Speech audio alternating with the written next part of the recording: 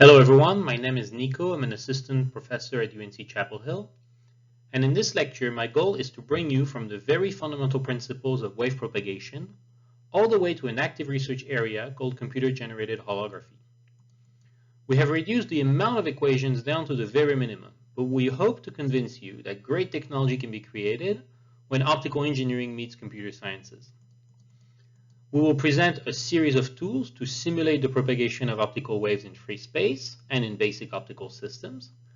And then we will assemble those tools into algorithms to solve inverse problems in optics and to compute holograms. The slides for this lecture are available on our website along with the MATLAB code for the simulations that we will show. And we encourage you to run those simulations on your computer and to modify the simulation parameters to familiarize yourself with those tools. For the purpose of this lecture, we will assume that light is a wave. That is, a perturbation of the electromagnetic field in space and time that satisfies the wave propagation equation. So to give ourselves an intuition of what this looks like, we can consider, for instance, a point source at the red dot. And we'll assume that at this location, the electromagnetic field oscillates in a sinusoidal form. And if we look at it in space and time, it will look a little bit like this. A wave propagates away from the source. We can characterize the wave at the red dot by defining its amplitude A and its angular frequency omega. Sometimes you will find alternate definitions, the wave period or the wave frequency. All these definitions are equivalent to each other. In optics, we don't really like to work with cosines and sines, so we instead refer to the wave using a complex wave function, and the oscillation will be the real part of A exponential minus I omega t. And very often we won't write the real part in our equations, and we simply write A exponential of minus I omega t. Once we are in steady state, we may be interested in characterizing the wave at another location in space, for instance, at a certain distance r from the source.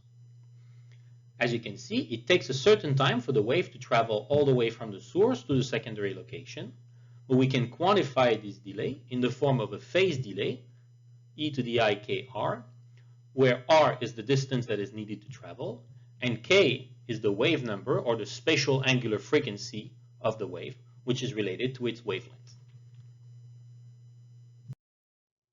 Because the wave propagation equation is a linear differential equation, the sum of any two solutions is also a solution. So for instance, in this example, we consider the superposition of 2 point sources, and we can calculate the oscillation at any location in space simply by repeating twice what we just did in the previous slide. The first point source oscillates with amplitude A and angular frequency omega, and the oscillations that it creates somewhere else, for instance in B, is subject to the phase delay kr. Then we add the contribution of the second source, which is another oscillation with amplitude A, synchronized and in phase with the first one at angular frequency omega. For the second source, light travels a distance r prime to get to B, which introduces a different phase delay. We add the two complex waves, and if we simplify the equation a little bit, we find that the amplitude of the resulting wave only depends on the difference dr between r and r prime. If dr is a full number of wavelengths, the waves add up. We call this constructive interference, and there is plenty of light. But when the difference of propagation path between the two waves lands at half a wavelength, the two oscillations cancel each other out, and there is no light. We call this destructive interference. The generalization of this method to a large number of point sources is called the Huygens-Fresnel principle. The idea is that we can simulate the propagation of any wave through free space simply by decomposing it into a superposition of many point sources. For instance, in an optical system, we can consider a contour in the far field where there is no light, and we define our wave by its phase and amplitude when it enters this contour through a finite size window. To calculate the field anywhere within the volume, we decompose the border into a uniform distribution of point sources, matching the phase and in amplitude of our wave at any point. We then add the respective contribution of each of these point sources to the field at the location of interest and sum their contributions. For optical beams that propagate mostly along an optical axis z, the propagation of a wave decomposed into point sources can be written as an explicit convolution formula called the Fresnel wave propagation equation. If the phase and the intensity of the wave is specified anywhere in the 2D plane, for instance at z equals 0, then the wave can be calculated at any other location x, y, z in space, simply by adding the contribution of all the point sources with their respective phase delay. We have implemented a MATLAB function that allows you to perform this operation in a computationally efficient way by specifying the 2D complex field as a 2D grid of complex values, the wavelengths, the desired propagation depth z, and the sampling size of your domain psx, psy along each axis. Here's an example simulation. We consider the propagation of a wave given by a custom amplitude profile, for instance the UNC logo. We have 300 pixels along the y and x axis and a pixel size of 10 microns. In this example, we set the phase to 0 everywhere, for instance, and we propagate the resulting complex wave. So this is what the amplitude of the wave looks like, a centimeter away. You can see the effects of wave propagation, particularly along any sharp edge. We can redo the same simulation, but this time assuming that the phase is, for instance, randomized. That's something we could do experimentally by placing a diffuser into the beam. And if we look a centimeter away, we see a different amplitude profile that carries the effects of the diffuser in z equals 0. We invite you to download the code and run this simulation on your computer. You can modify the parameters like the pixel size, the wavelength, and the propagation distance and see how it affects the results you obtain. You can also modify this code, for instance, to show that the forward propagation of a phase conjugate wave yields the same image as the reverse propagation of that wave. In general, the Huygens-Fresnel principle allows us to simulate the propagation of light through pretty much any linear optical element, but those are not always computationally efficient. Besides free space, the second case where wave propagation is easy to calculate is the FF system. Here our incoming wave A is at a distance f from a lens of focal length f, and we would like to compute the resulting complex wave at a distance f on the other side of a lens. In this particular configuration, we can calculate the complex wave at coordinate u along the b-axis by adding the contributions of individual point sources matching the state of the wave A on the x-axis. We see that the phase delay needed to take into account the contribution of individual point sources linearly increases with x and with f. The resulting equation for the complex field B along the u-axis is nothing else than the Fourier transform of the complex field A if it is sampled at k equals u over f. In short, we say that the FF system operates an optical Fourier transform of the complex field. We have also written a MATLAB function to simulate this operation. In field 1, we supply the complex field at a distance f from the lens. The 2D grid is matched to a specific pixel size psx, psy along each axis, and the model parameters f and lambda. The output of this function is a complex field, field 2, on the other side of the lens at a distance f. The number of elements in field 2 and field 1 is the same, but their physical spacing is different and matches a new sampling of the space with new pixel sizes ps big X and ps big Y. Our second simulation utilizes this function to simulate the propagation of light through an aperture-limited optical system. So here's our input field. It's an image of Mr. Fourier, which we picked because it has high and low spatial frequency features. Using the simulation of an FF system, we can calculate the field in the Fourier domain. Well, this is what we find. What you see here is on a log scale. That is because there's a very bright dot in the center. And that is because our image is a natural image. So there's a lot of low spatial frequencies in it. To simulate an aperture-limited optical system, we restrict the field that is allowed to continue through the optical system using a pinhole aperture.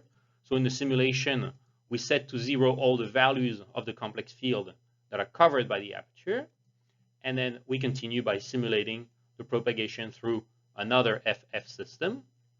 And this is what our output looks like. Here what you can see is that the output field is a reversed image. Well, This is what we expect from a 4F system. What you can also see is that the high resolution features of the initial image have been cut off. The image is slightly blurry. And this illustrates the effects of the aperture, the resolution limit of our system. Much like in a microscope, the numerical aperture, the maximal spatial frequency that is allowed to go through the optical system, determines the size of the smallest feature that can be resolved. So you can run the simulation code yourself. But what we invite you to do is play with the parameters. If you change f or f prime, you'll change the size of the output. If you change the aperture size, you will change the resolution of the output image, the total amount of light that travels through. And overall, you will find that the simulation you get matches pretty much what is known to experimentalists when working with imaging systems. At this point, you now have all the tools you need to simulate the propagation of optical wave through the majority of optical systems. You can simulate each lens in the system with a dedicated FF lens operation, and you can adjust the mutual distances using the free space propagation operation. In this example, you can simulate the FF system associated with lens 1 first. Then you virtually propagate the field backwards by setting a negative propagation distance z. And finally, you simulate the wave propagation through the second FF system around lens 2. We provide an example application in which we use lens and free space propagation to simulate the propagation of an ideal point source through an optical microscope. We run the simulation at various depths around the image plane, and with that we can estimate the point spread function of the optical system, and we can see how simulation parameters affect its size and shape. In all our previous simulations, we rely on the fact that once the phase and the amplitude of a wave is known at a particular plane, the propagation is deterministic, and it becomes possible to calculate exactly the phase and the amplitude in the rest of the 3D volume. But there are many more advanced optical configurations where those conditions are not met. For instance, we may only have access to partial information. If you have a camera, it will record the intensity and give you access to the amplitude of a wave, but it will not give any direct information about phase. Sometimes the information is distributed, which means that we may have access to partial information at multiple locations, phase in one plane and intensity in another, for instance. All those situations are inverse problems that are more difficult to solve because they are nonlinear, non-convex, and with no explicit solutions. Sometimes there is a solution, sometimes there are many suitable solutions, and sometimes the problem is over-constrained and there may only be suitable approximations. In the next slide, we will show you how to solve such problems using iterative optimization algorithms.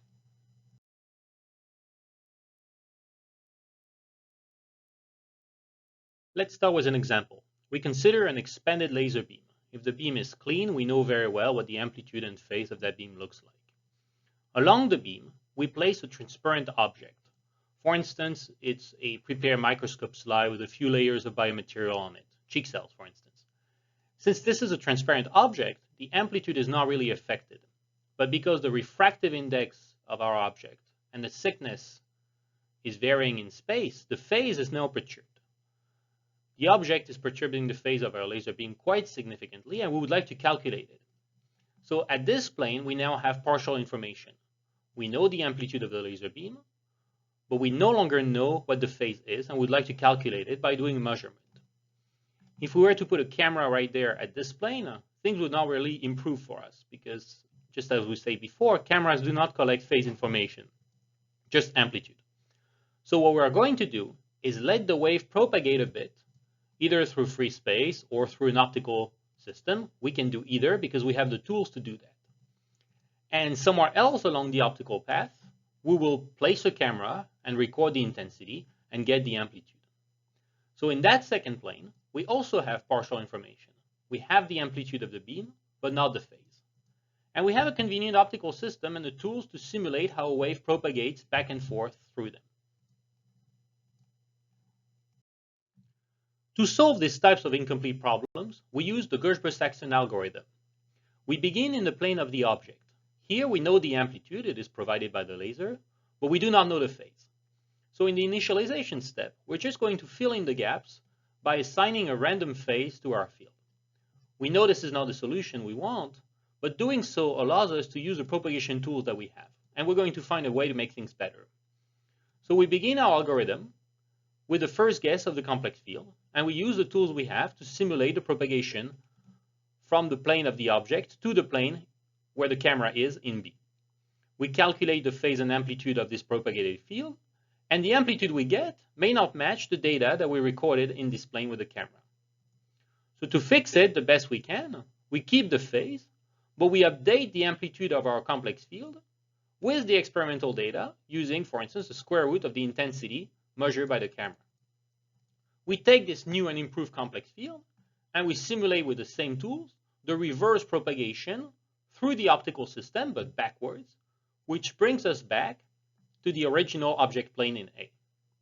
Here, the complex field we have now has a new phase, and that phase is perhaps a better guess of the phase we're trying to measure. So we're going to keep it.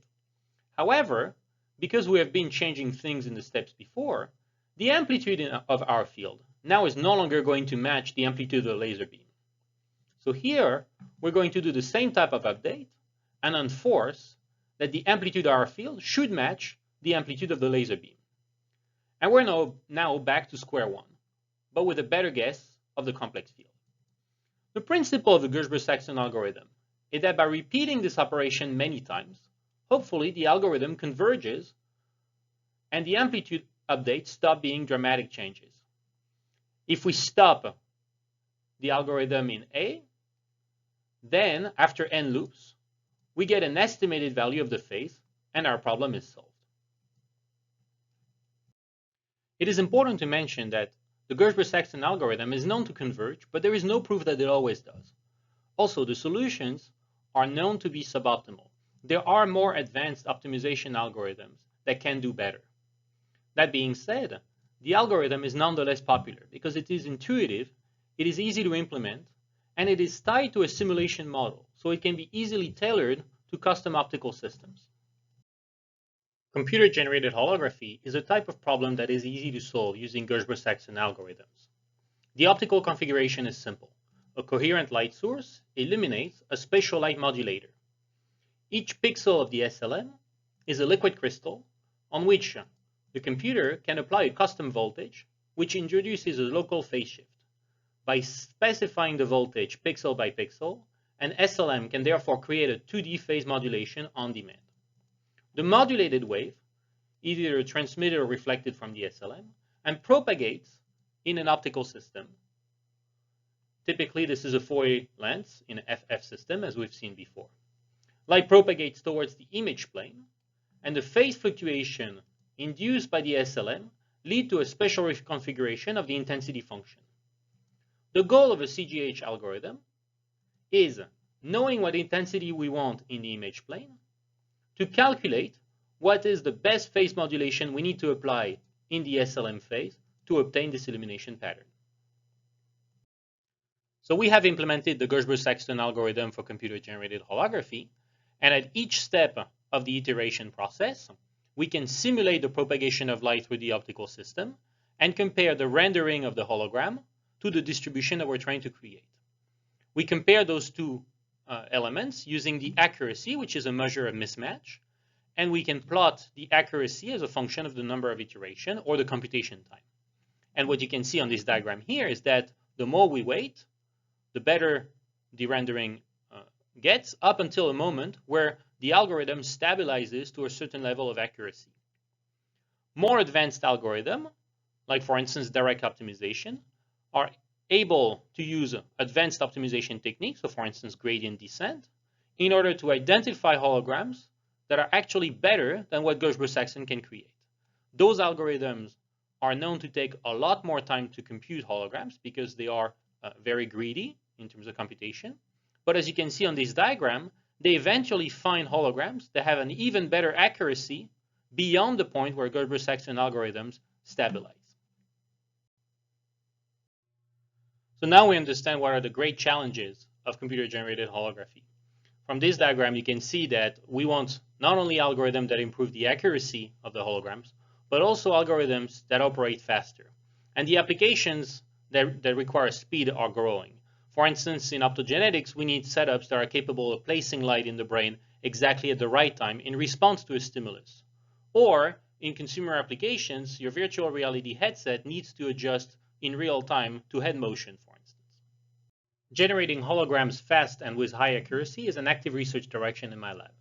We recently published a new method to do just that using deep learning. The idea is that we can create a convolutional neural network that will take as input the amplitude that we want to render, A0, and without iterations, directly estimate a suitable complex wave at the image plane. That is a nonlinear operation that CNNs are particularly well suited for. Once we have the complex field, we can propagate it backwards back to the SLM and get the phase modulation that should be applied at the SLM. This whole process does not involve any iterations. The downside, however, is that it needs to be trained. The CNN needs to be trained. To train it, we take the phase output and we simulate the forward propagation of the wave using the laser amplitude AS.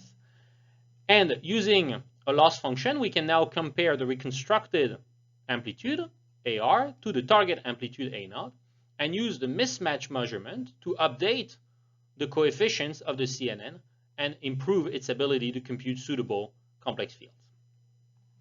The advantage of this strategy is that we can train our network using application-specific datasets. The only input that we need to train the CNN is a large number of target amplitude that resemble what we're trying to achieve. So we can tailor those datasets to train the CNN to generate, for instance, natural images, or to train for specific dataset that resemble the particular application that we target. The other thing we can do is tailor the loss function to emphasize certain aspects of the reconstruction that we care about.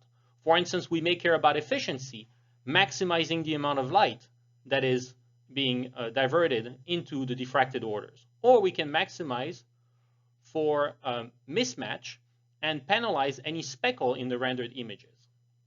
The loss function can be adapted to any task that we're trying to achieve. So this is perhaps our most exciting results. As you can see, the method that we developed, DeepCGH, is not only orders of magnitude faster than the previous iterative techniques that we discussed, including Gerchberg-Saxton methods, but also is able to reach, once again, higher accuracy levels, which means that we're able to compute holograms that are better than any other previous method, no matter how long we wait in the optimization process. One of the application areas where having high accuracy holograms is really important is multiphoton holography. In a multiphoton holographic microscope, a femtosecond laser beam generates high pulses of light, high energy pulses, and an SLM will shape this light in order to target simultaneously multiple targets like multiple cells. If we have a low accuracy hologram, the light will be sent towards the sample, but will not contribute to elicit the two-photon absorption process. The result is that the sample will be heated up without providing any relevant signal for our application. So in this experiment, what we've done is we computed a three-dimensional holograms targeting randomly distributed cell size targets, and we computed the very same hologram using three different methods: Gerchberg-Saxton, a direct optimization method called CGH, and our DeepCGH technique that uses deep learning. We measured under the objective the amount of power that was being received by the sample. So this is a measurement of how much heat is injected into the sample, and we did not observe any significant differences. However, we then placed a slide with a fluorescent layer under the objective, and we captured the fluorescent light slice by slice using a substage camera. This allows us to do a measurement from the fluorescence recording of how much light has been converted into a two-photon excitation process in this fluorescent material. And what we observed is that with the same amount of laser light, we were able to get significantly more two-photon fluorescence using our deep learning model for hologram computation. What that means is that simply by upgrading to a better holographic algorithm, we're able to provide significantly more signal without heating up tissue much more. So this is our experimental recording measurement. So this is a three-dimensional rendering rotating of the same hologram rendered with the three different algorithms. And the fluorescent profile was acquired slide by slide, slice by slice, by scanning the fluorescent slide in depth micron by micron. And we can see in these renderings that we have significantly more fluorescence light available using our DeepCGH model. Meanwhile, all these holograms have been obtained with the very same amount of laser power, and therefore all these holograms would contribute equally to heating up the sample. Thanks, everyone. The code for all the simulation we've been discussing, including code for the Novo CGH algorithm and the DeepCGH algorithm, they're all available on our lab website and on our GitHub account.